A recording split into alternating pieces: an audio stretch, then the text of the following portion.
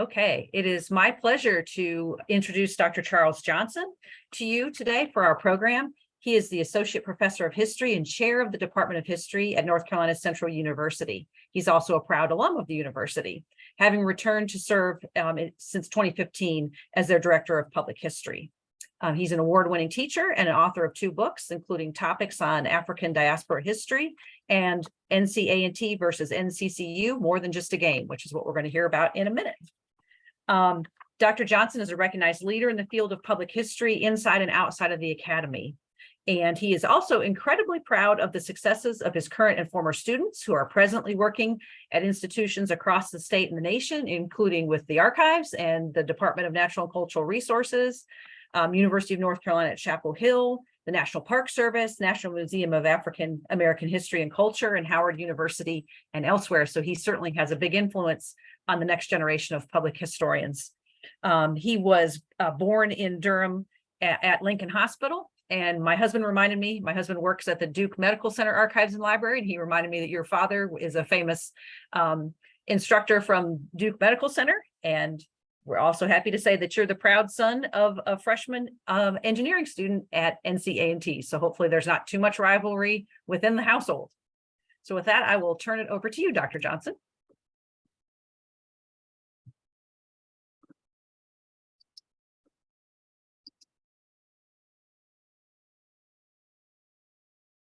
Okay, great. I wanted to make sure everyone could hear me. So let me get a very quick sound check to make sure that you all are hearing me. Sounds good. Great, thank you so much. Sarah, thank you for the warm introduction. I'm happy to be here this afternoon to share about something that's really near and dear to my heart. Both institutions, actually North Carolina Central University and North Carolina A&T State University, institutions that are really like family. The rivalry in football, I can assure you, extends beyond the gridiron to pretty much whatever we do. So we compete not just in sports, but in all things, but all right-thinking Eagles and Aggies understand that makes both institutions stronger and better. I would be remiss in my capacity as chair of the Department of History at North Carolina Central University if I did not put in a small plug for that department. We are coming up on our 85th anniversary as a graduate program. We have produced almost 100 PhDs, people who have gone on to earn a PhD. We take that as a tremendous source of pride. We currently have about 16 students in doctoral programs. So we have had success in producing outstanding graduates over a long period of time and continue to do so. Our most recent graduate just finished Duke University, Josh Strayhorn, and just before him, John Delahunt finished Michigan State University and is now on faculty as an assistant professor on a tenure track at North Carolina State University in public history. So we're very proud of what we're accomplishing in that department and just very excited about our future. So I guess the best way to dive into this is to talk just for a moment about how it came about to begin with. So what you're about to see does eventuate into a book. It was a museum exhibit told from the perspective of the Eagles in the Museum of Durham history, and told from the perspective of the Aggies in the Greensboro History Museum. And Dr. Smallwood, who is my partner in crime in this, and I came about this topic in a very interesting way. We were actually working on a project dealing with African-American farmers across the state. We were team teaching a course up at A&T. And one afternoon, we were in the archive, by the way, working with James Stewart, who was a very dear friend and played a critical role in helping to pull this together. And Dr. Smallwood looked over and he said, man, we need to do a history of the rivalry in football between North Carolina Central and North Carolina A&T. And at that point, we got our students together and began strategizing and sort of conceptualizing what that might look like and identifying where we would go to get what we needed. And we actually started, as you would imagine, at both institutions. And James Stewart at A&T, Andre Van at North Carolina Central availed themselves and opened the archives there. And we went through the records there and had our students go through the records there, calling and mining, as we like to say, and pulling together what would become what we think is a really good history of this great rivalry.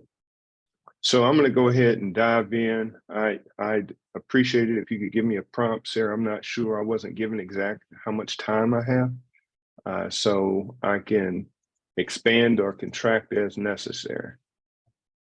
All right. Sure. We have say about 40 minutes left if you want to. Wonderful. That's okay. all. Yeah, that's great. Thank you. Thank you. All right. So this. So why don't we start this way? By talking a little more about research and the methodology behind this. I'm sure you all would have some appreciation for this, get some sense of where we went in order to get what we got in terms of the historical evidence to write this book. And I just put these in alphabetical order, not in the order in which we went, but the Oberlin College archives was very gracious. North Carolina College's, I'll say, first known coach, Leonard Emmett Drury, was an Oberlin graduate. And I did not go to Oberlin, but I wrote to Oberlin, to the archivists out there, and they were kind enough to send me an annual from the period that he was there. And that included information about his background that indicated that he had been interested in sports. He had played what was the equivalent of intramural sports while he was there, but taken a very keen interest in it. So the Oberlin College archive was very useful in our understanding of like the early coach at North Carolina Central. I think he is the earliest that I'm aware of. And he coached there in 1915. And I mentioned North Carolina A&T State University's archive and James Stewart. The athletic records are there for, and the same is true for North Carolina Central, which follows it, are in those archives. And the kinds of materials that we found there, or there were photographs that we included. There were game programs that we included. There were at North Carolina University, Alexander Rivera, who was a very prominent photojournalist and someone who was sort of an unofficial historian of the institution, had written what I would say about a one-page history of the start of sports at North Carolina Central University, and that was included in the archive and proved to be very helpful in identifying some of the key names early on in the rivalry. In the development of football at North Carolina Central. Then you look at some of the private collections, and the one that stands out and the one that I'll speak to is Attorney Eric Montgomery from Charlotte, North Carolina. Eric played football at North Carolina Central beginning in 1983. He was an outstanding center for the Eagles, and his father had played for North Carolina Central beginning in 1953.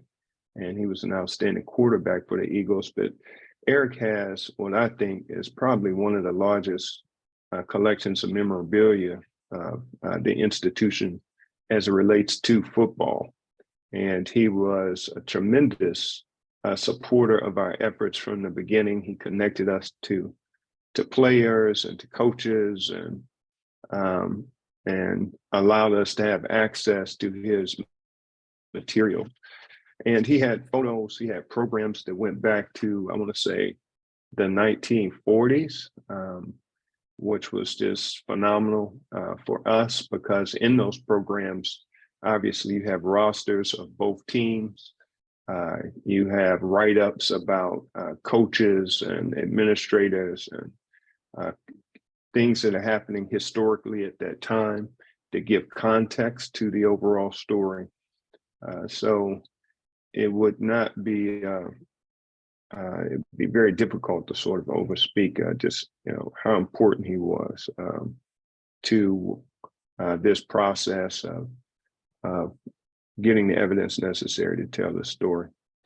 The State Archives of North Carolina, you guys have the Raleigh News and Observer newspaper. It proved helpful in the latter part of the more recent aspects of the rivalry, especially in the 1990s and forward. In 1994, we launched the Aggie Eagle Classic, which was played at Carter Finley Stadium and played to about 2005, if I recall off the top of my head. The News and Observer covered that very closely.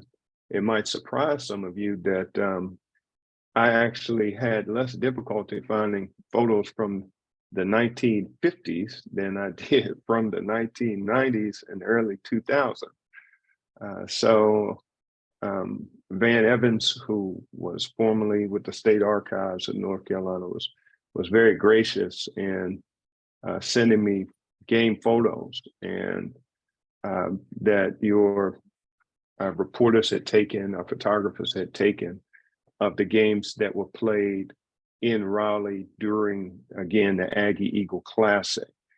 So that proved to be very useful.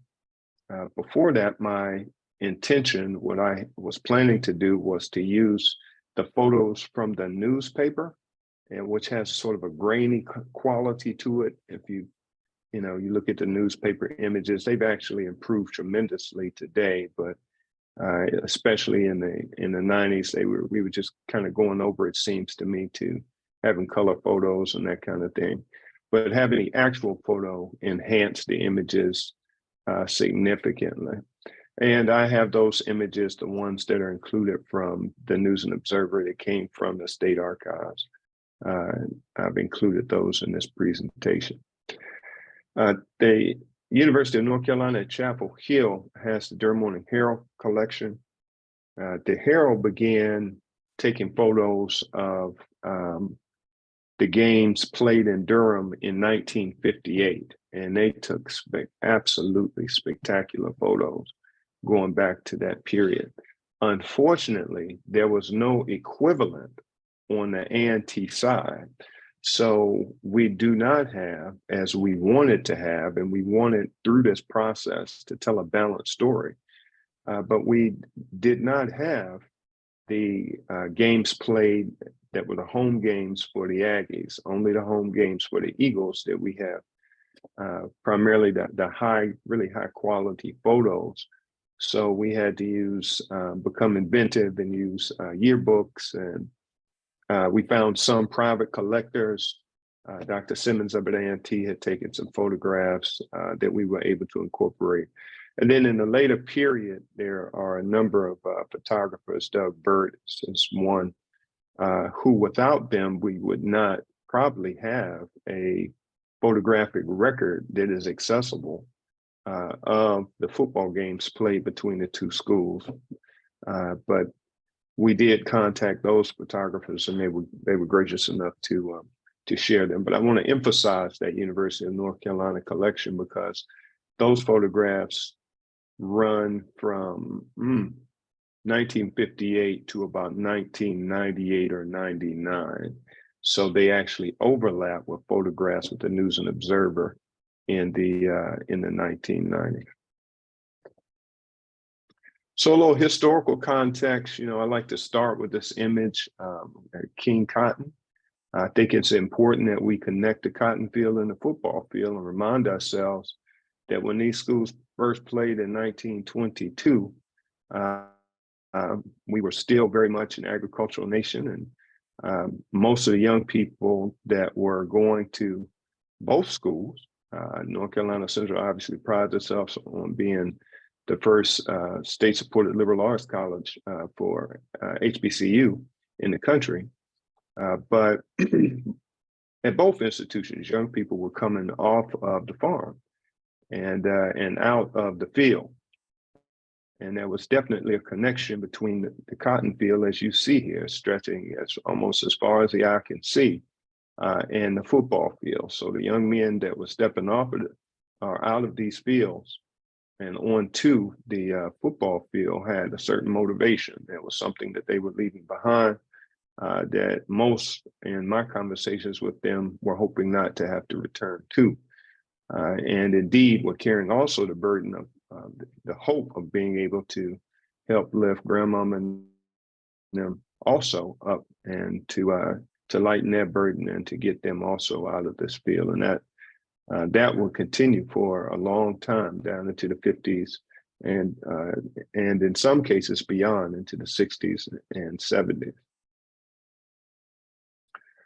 Another image just showing the difficulty that African Americans had, post-emancipation and trying to establish themselves. We all well know that enslaved people were not allowed to be educated. These images are just to remind us of, I picked this image because of the dignity of the individuals who are portrayed and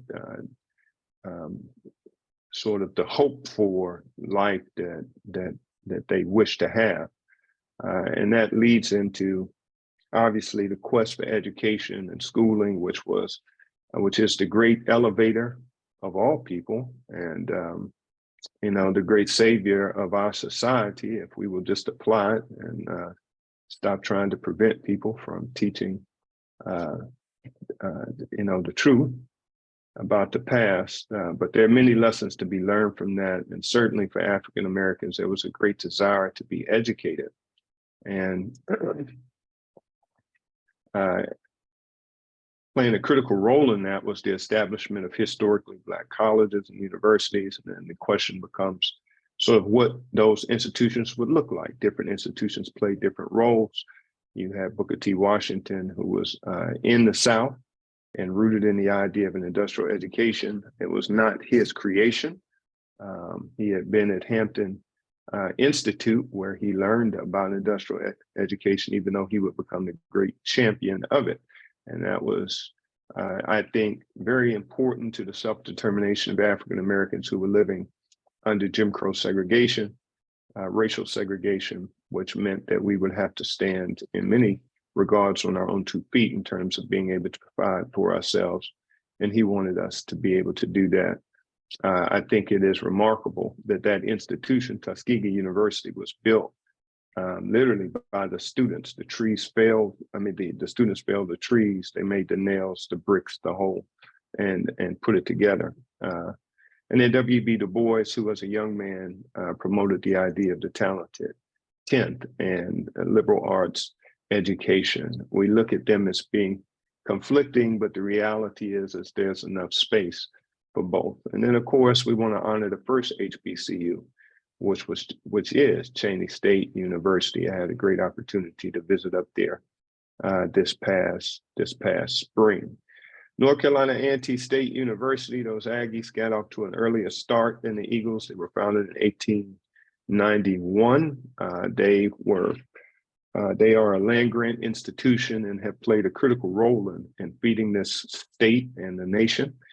Many of our outstanding soldiers, their ROTC program is probably second to none. And you have North Carolina Central University, which was founded by Dr. James Edward Shepard, a graduate of Shaw University, who established the National Religious Training School in Chautauqua in 1910 in the Durham community, which I wish I had time to talk about, but I'll just say North Carolina Central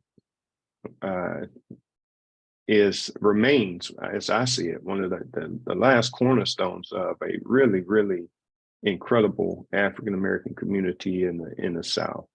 But James Edward Shepherd miracled us to our development, and we are all very grateful for what he meant to the institution.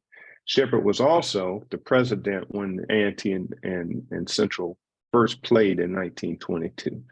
His counterpart, who was president when the schools first played, was James Vincent Dudley, who was also, Dr. Dudley was a phenomenal educator and statesman as well. And he too guided North Carolina A&T State University through what were very difficult times for HBCUs and trying to raise funds to support themselves. And there are stories behind that I can't really get into, but just in short, once the institutions became, North Carolina College, North Carolina Central becomes a liberal arts college, a state-supported liberal arts college, 1925. Shepherd had to go to the legislature to get money, and I'll just say that was not an easy accomplishment for him to do, but he did it, and we're the better for it. So we've divided the rivalry into different periods, and the first is what we call the roots of the rivalry in 1922, 1939. Our rivalry builds upon the earliest HBCU rivalry, which is between Biddle, formerly Biddle, which is now Johnson C. Smith University, and Livingstone College. You can see they played in 1892. The games were covered by the Black press and covered in detail by the Black press, which was really important to the institutions and being able to promote the institution. I mentioned Alexander Rivera as an example of that. Alexander Rivera was probably one of the most heralded and outstanding Black photojournalists of the 20th century. He is a proud Eagle alum. He founded the News Bureau at North Carolina College then in 1939. And accomplished so much. Dr. Glenn Harris, who was on faculty at UNCW, but is a proud Eagle, just finished a book on Alexander Rivera and his career as a photojournalist. But I had an opportunity to interview Alexander Rivera years ago about North Carolina Central University and its history, and he was just such a remarkable and yet humble person. He was a roommate of Thurgood Marshall when he was living in Washington, and Supreme Court Justice Thurgood Marshall when he was living in Washington, D.C. A little known fact about Alexander Rivera. Bill Nunn was another prominent photojournalist. Nunn worked for the Pittsburgh Courier. And I'm not sure that I have a slide naming the newspapers. I might, but the Pittsburgh Courier was one that covered African-American newspaper that covered on a very large scale all of the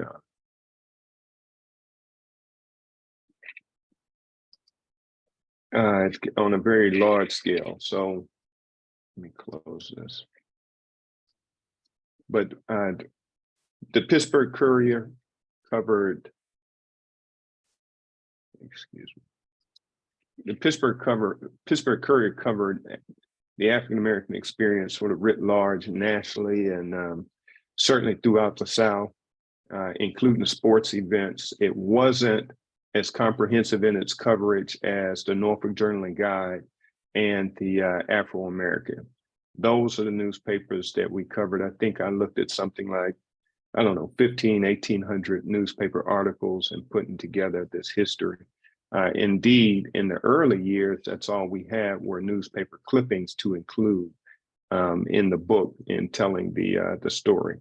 This is Leonard Emmett Drury. I mentioned him. He was our first known coach at North Carolina College. Again, he was an Oberlin graduate. He actually worked for North Carolina Mutual in addition to North Carolina College while he was in Durham.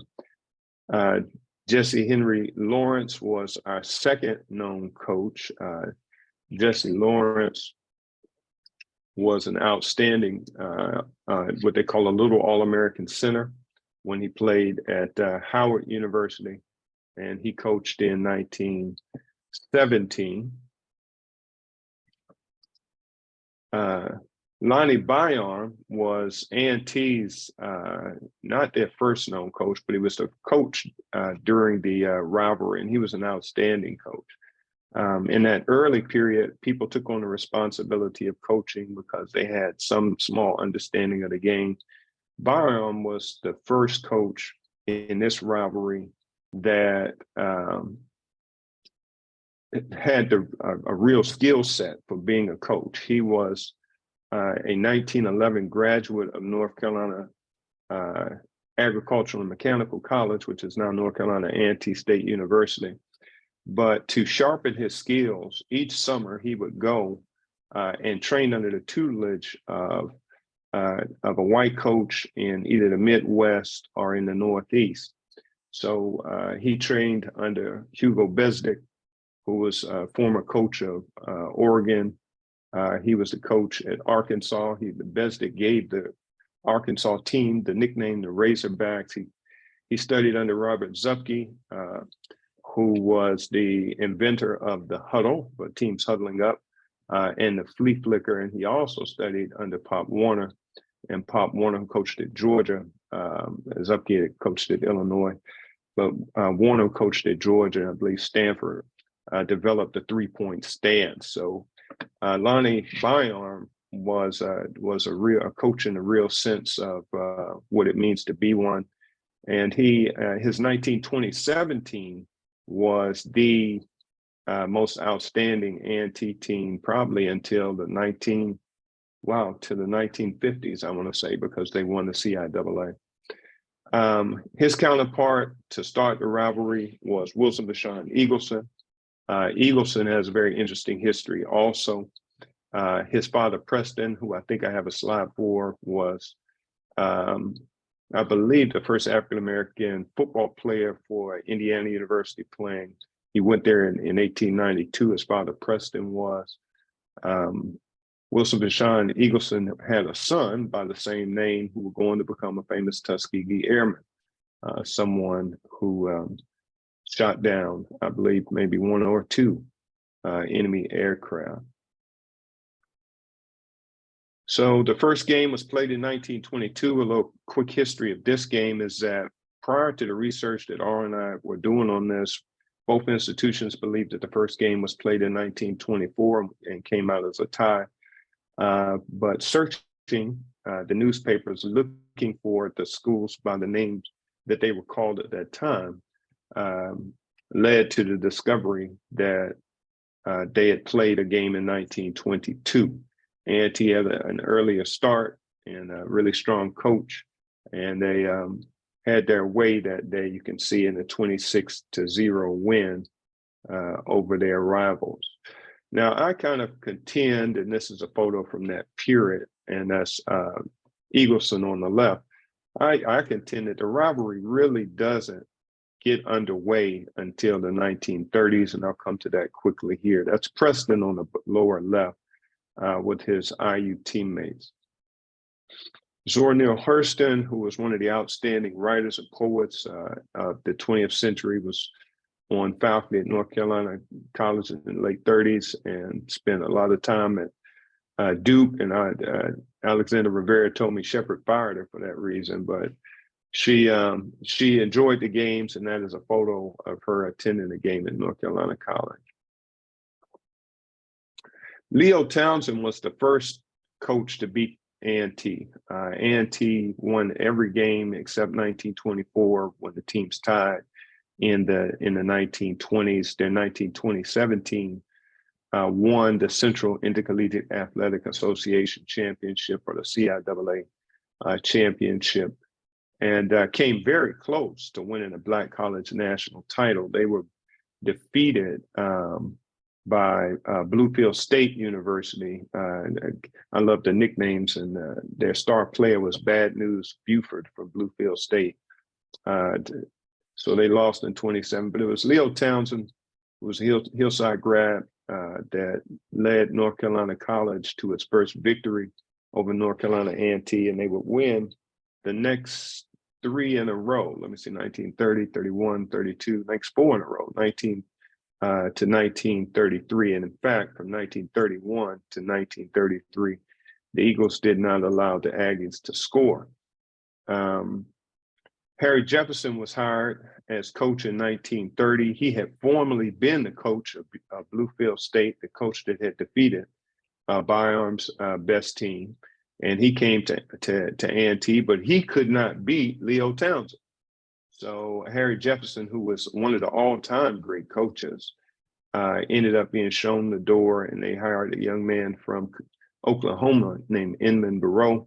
Inman Burrow had distinguished himself as a track athlete and quarterback at Virginia Union, was very fast, and he recruited speed to A&T in 1934. They ended up defeating North Carolina College and will continue to do so for the next several years. I want to say about 1941. One of the standout players that is of interest, I included him because of the Raleigh connection, Arwin Holmes Sr. His son, obviously, Arwin Holmes Jr., is North Carolina State's first African-American graduate and the first African-American athlete, in the ACC. But Arwin Holmes Sr. was an outstanding end for North Carolina College. He was from Pennsylvania. Bill Malone, another outstanding, he's actually not from Pittsburgh. He's actually from Alabama, from Montgomery, Alabama. But he was an outstanding quarterback. They never lost to the Aggies. So it's in that period that I think the rivalry really starts. I don't think A&T thought too much of North Carolina College in terms of being a rival, since they had defeated them in consecutive years up to 1930. I think after 1930, things got more intense. The 1940s period and the 1950s, when I interviewed the players from this period, what they wanted emphasized was that they were the best of the best players as they saw it in the country. And they wanted people to recognize that because of racial segregation, most of our top talent was in the HBCUs, and in North Carolina College and North Carolina A&T State University were the two largest. North Carolina Central's all-time winningest coach, Herman Riddick, the pride of Gates County, outstanding quarterback, Albert Montgomery, or Al Montgomery. As you can see, won 3 CIAA championships as quarterback for North Carolina College in 53, 54, and 56. That period was sort of, to me, like a great period for sports, period. For the Eagles. They had Lee Calhoun, who won a gold medal in track and field in Melbourne, Australia, as I recall. And they had a young man by the name of Sam Sleepy Jones, who would go on to win the most NBA titles, second only to Bill Russell. They all graduated together from North Carolina College in 1957. Yeah, Big John Baker, another Raleigh connection. John Baker, proud of Legan High School over in Raleigh. You can see him tackling Wyatt Tittle, LSU grad. And you end up with this iconic photo afterwards. A quick sidebar story is that John Baker played with Chuck Hinton, they call Chuck Bobo Hinton, at Legan and then at North Carolina College together. And they were both on the same Steelers team. And when Baker makes this sack of Tittle, you can see he throws the football. It is actually intercepted by Charles Bobo Hinton, his high school and college and now professional teammate, and carried into the end zone for a touchdown. Ernie Barnes, a famous actor, artist, and football player at North Carolina College. Most of us are familiar with him because of his incredible art, the pride of the Bottoms in African-American community in Durham. We just celebrated the opening of, I think they're naming the Fine Arts building after him now at North Carolina Central University. But he also played in that 50s era. William Bill Bell, tremendously outstanding coach, came to North Carolina A&T in 1946. Bill Bell had been you can see in the upper right-hand corner, an All-American player and the first African-American player at the Ohio State. Just outstanding, outstanding as an athlete and outstanding as a coach. He won wherever he went. He started at Howard University as an assistant, then he went down to Claflin College, which is an HBCU in South Carolina, and he won championships at Claflin. He went from there to Florida, to Florida A&M, and he won, I believe, a couple of national titles at Florida A&M.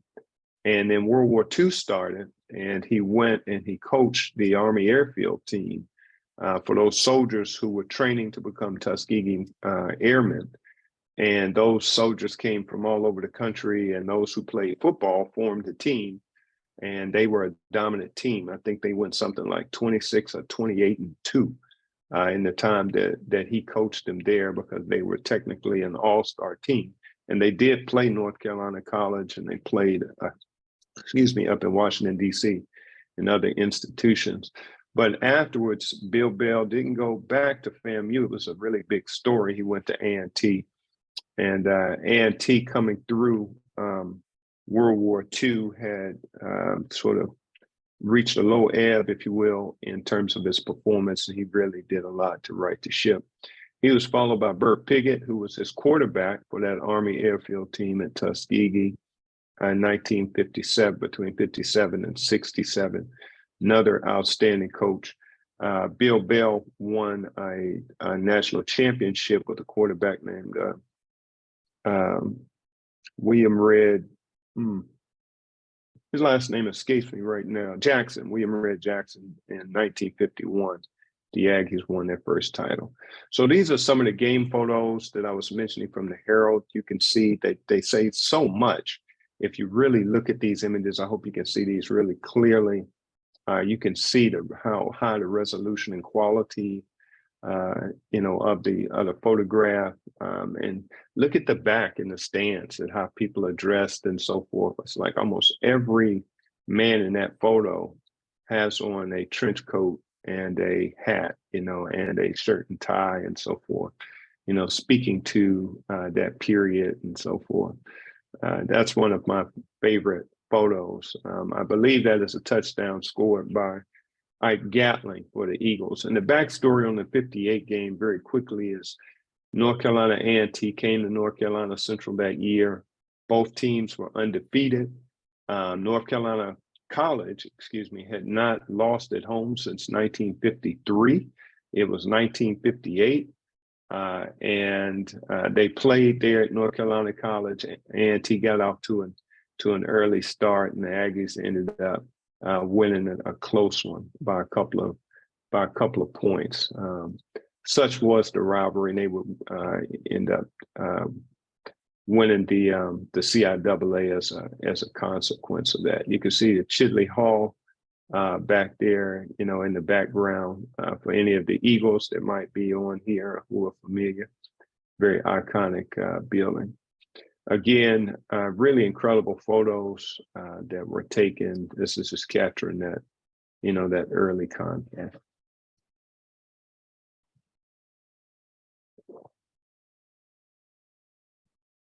The 1960s, we're starting to enter now, more assuredly into the civil rights movement, the Black Power movement, reform movements that are taking place, and women's rights, and the anti-war movement, and all of that kind of things. All this is taking place at the same time. One of our outstanding players was Bill Hayes, pride of Hillside High School in Durham. Bill Hayes would go on to coach at A&T and become the all-time winningest coach at A&T. Again, the connections between the schools, you almost can't make it up that an Eagle is the all-time winningest coach at North Carolina A&T. And he loves those players, all of the ones that played for him. They remain in close contact, which is another little sidebar story. Henry McKinley Mashaw, who famously says he's the longest serving state legislator in North Carolina's history and the shortest serving senator in the state's history, with some of our players in important victory in 1960, 1966. George Quart, who was a neighbor of mine, was our second all-time winningest coach. He coached at St. Aug's, had been a veteran of World War II. Arguably one of our greatest all-time players is Doug Wilkerson. I get from time to time like, well, who was the greatest Aggie or who was the greatest Eagle? And I don't like to answer that question because there were so many outstanding players, but certainly Doug Wilkerson was one of our greatest players. We are pushing to get him into the Football Hall of Fame. Outstanding players in that early 70 period, Alexander Geno Jones and Jefferson Inman. They were respectively the MEAC, the Mid-Eastern Athletic Conference MVPs, I'm going to say, for 1973. And in defense, on the defensive side of the ball, Jones and Jefferson Inman on the offensive side of the ball. The establishment of the MEAC was important to a number of schools. North Carolina College helped to lead the way. That the meetings around establishing that conference took place, in fact, in Durham. I think Howard was also played a key role in that. But the CIAA was larger. It had too many institutions, it was felt, and that the larger institutions broke off and established the MEAC. You can see play began there in 1971. They had a different NCAA designation also, which gave them more scholarships, which would come back and bite the Eagles in 1980 when they returned to the CIAA. Game photos from 1960 to 79. This is the game was played in that 60s period at Durham County Stadium. Again, really outstanding photos. That's Gene Cambridge there running away from a couple of Eagles. Cambridge was from Florida, and he and Joe Taylor. I don't have, I think, a photo of it here, but A&T was known for running a sweep play, which for those who are not football savvy, is running outside of the defenders. And every team knew what A&T was going to do, but most had a very difficult time, as you can see here, stopping it. They were called, because they were called from Florida, Gene Cambridge and Joe Taylor were high school teammates and played at A&T together. They were called the Florida Ponies. Another photo from that period. This is from 1966. The other photos from 1960. Also played at Durham County Stadium. I think that many of these photos are really, that's Pete Martin catching the ball and it's actually a sequence of photos. He's about to make a move on an Aggie who's coming up to tackle him, but he gets past them. In 1970s, we moved the games to Duke University, to Wallace Wade. It doesn't look like it does today. But this is Alvin Cawthorn, who set a record in 1978 against the Aggies by throwing for 339 yards. And he rushed for another 60 some odd to end up with over 400 yards of offense on that day. 1980s is the era of record setters, outstanding quarterback play, outstanding on both sides for both teams. This is Henry C. Lattimore, or Hank Lattimore, who is an outstanding coach at North Carolina Central University in this period from, I believe, 1979 to about 1990. Standing to his right is Robert Stonewall Jackson, who was one of A&T's all-time great players. He was the first African-American player to be drafted into the NFL. Robert Stonewall Jackson, and there he is as an Aggie coaching for the Eagles. And Eric Montgomery, who played in this period, I mentioned him early on when I asked him about Stonewall Jackson. He just talked about how the players, they played for certain coaches. He was one of the coaches that they really enjoyed playing for. This is Gerald Freelon, who was one of the all-time leading passers at North Carolina Central University. You can see there's subtle changes taking place. This is a game that was played on our campus here. How the uniforms change and how the dress of people who are attending the games have changed and so forth. All of that kind of things that stood out. Earl Air Harvey, who remains the most prolific passer at North Carolina Central University, or certainly one of them. He's up there. At the time, he was our all-time leading passer in just about every category. I think he set something like 15 Division II passing records when he was at North Carolina College. And it was a first-team All-American in 1988. He played for us from 1985 to 1988. You can see here he's running for his life.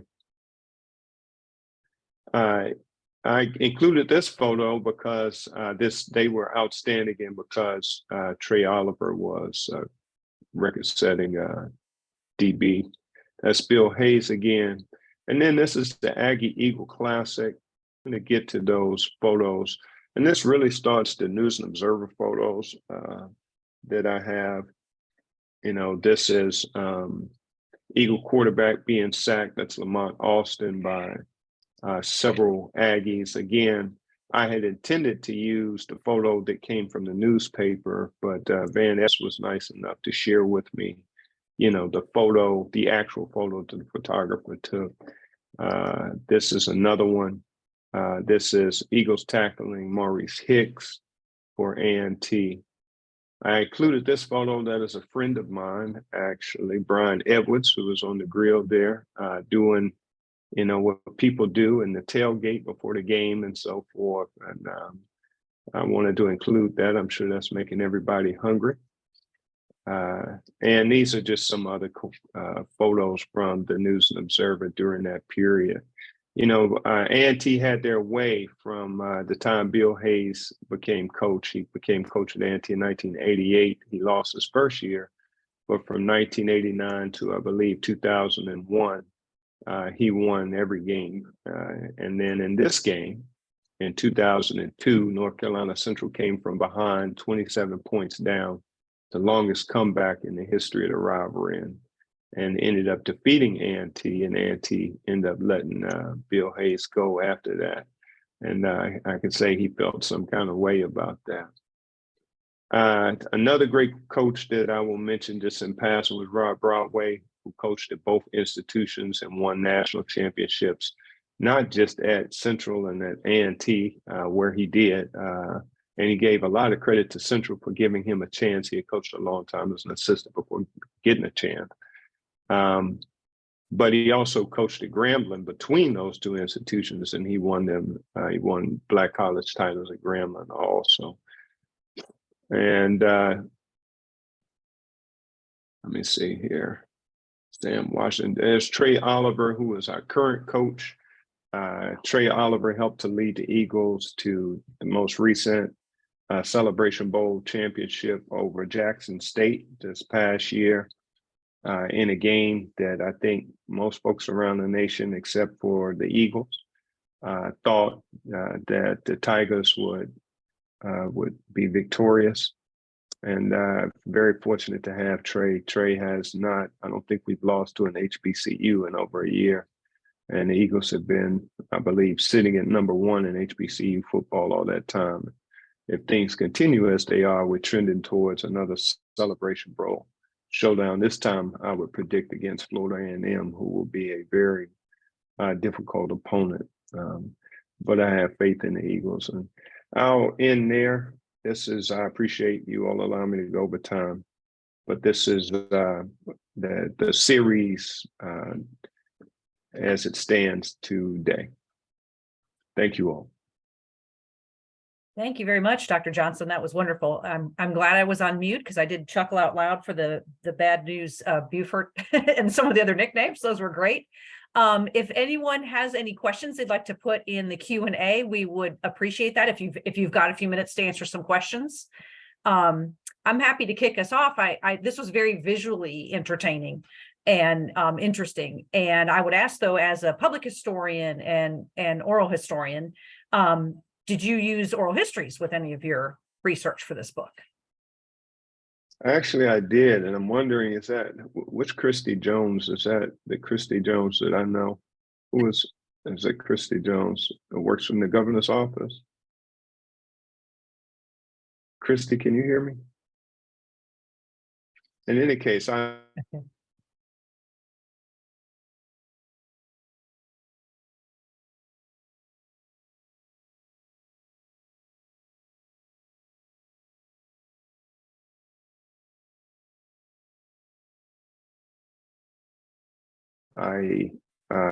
interviewed a lot of former players and a lot of coaches and so forth, and video recorded those conversations. So we made a website for that. I'm not going to try to get into that now just because of the technical aspect of doing it, but it is out there. And if you do a search on More Than Just a Game, you'll probably come to it.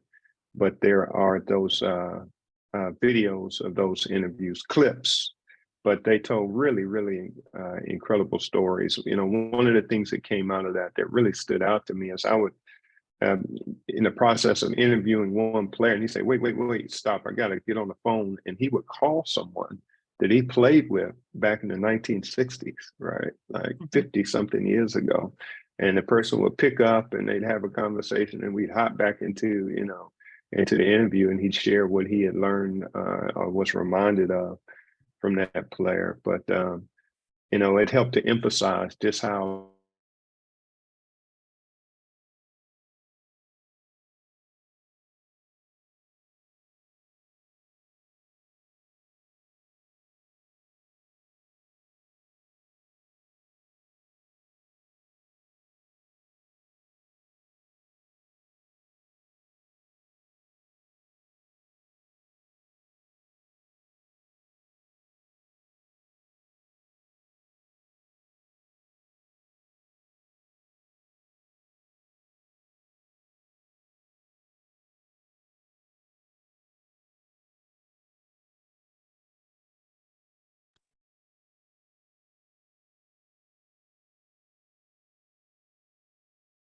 I apologize. I think at least my screen froze for a minute, so I'm sorry about that.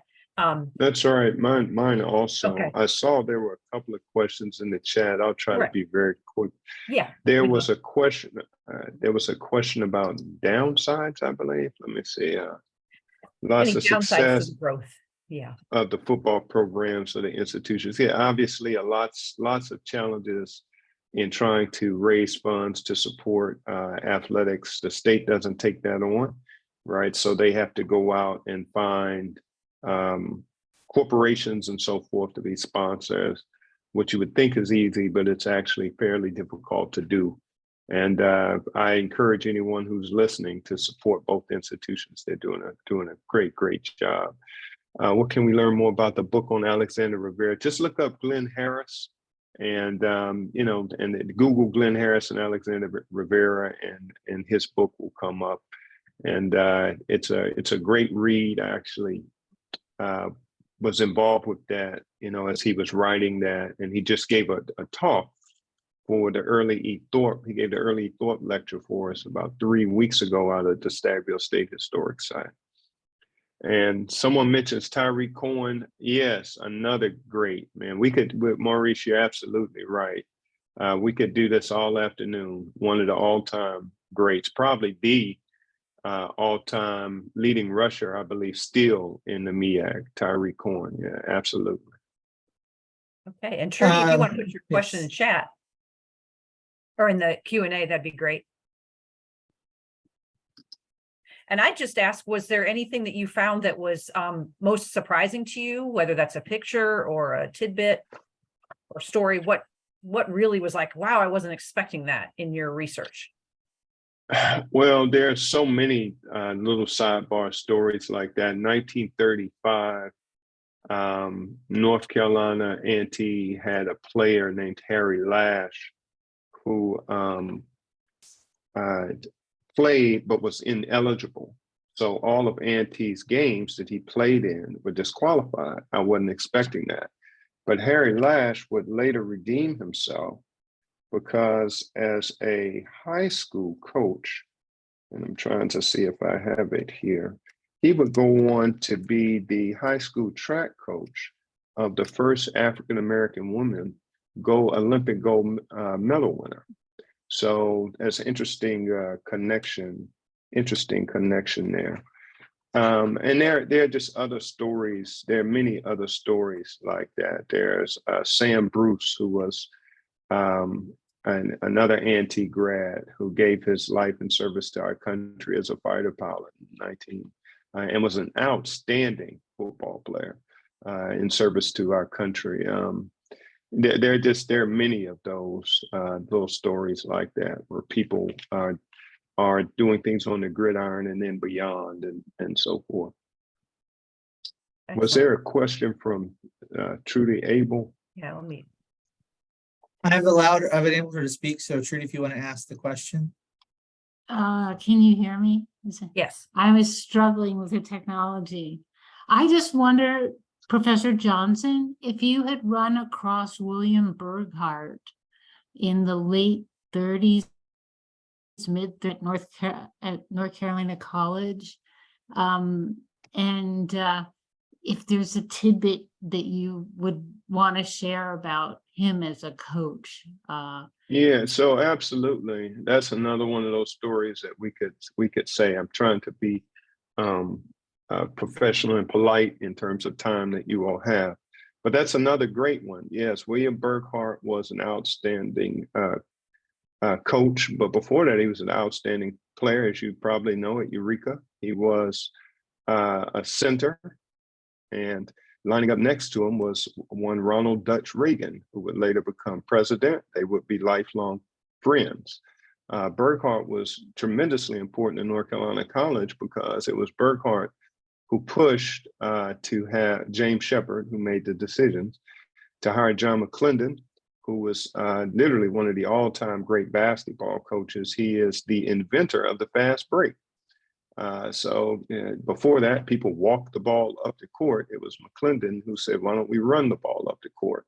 And McClendon had been trained by the founder of basketball, James Naismith.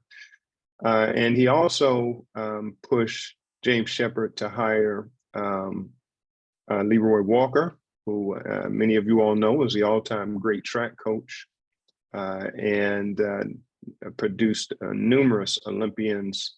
In fact, North Carolina College, I want to say from about, I can't give you the exact years, but it was from the mid 1950s down into the late 70s. Every Olympics had an Eagle track athlete in it as a consequence of Leroy Walker, who also became the person who was over the Olympic Committee. And then he also pushed him to hire the pride of Gates County, you know, our all-time winningest coach. I kind of touched on that. So, yeah, Burghardt was hugely important to North Carolina College, and both as a coach, as an administrator, and so forth. Thank you. All right. Maybe one last question. What would you What say is would the you most say? memorable rivalry game? A moment in a game between the Aggies and the Eagles. That's impossible to say. I don't know that that's happened yet. Probably that 2002 game. I think it had to be. You know, in 1980, Central went back down to be a Division II school, which is what the CIAA plays in. And A&T remained in the Mid-Eastern Athletic Conference as a 1AA school, which meant they had more athletic scholarships. I don't want to make excuses. At the end of the day, it's 11 men against 11 men playing on the field. But it ultimately made a difference. So in 2002, it was a Division II school going against this one AA school that had defeated them 12 times in a row and was winning by 27 points. And North Carolina Central came all the way back and ended up winning that game on a Donnie Pippen touchdown in overtime. I think that will probably be remembered as the, I see you, Brittany, as probably one of the all-time, as one of the all-time greats. Yeah, my son, as you heard me say, and I do, I keep a cap on the number of Aggie prides that he can say in my presence. It's 4 or 5 in a day is all I can take. Well, excellent. Well, thank you very much, Dr. Johnson. That is truly more than a game. There was just a lot of great community history in there, and North Carolina history, and a lot of famous names coming up in football. So that was excellent. We appreciate your time, and I thank you to the audience for keeping the rivalry to a minimum. We didn't have too much trash talking in the chat, so we appreciate that.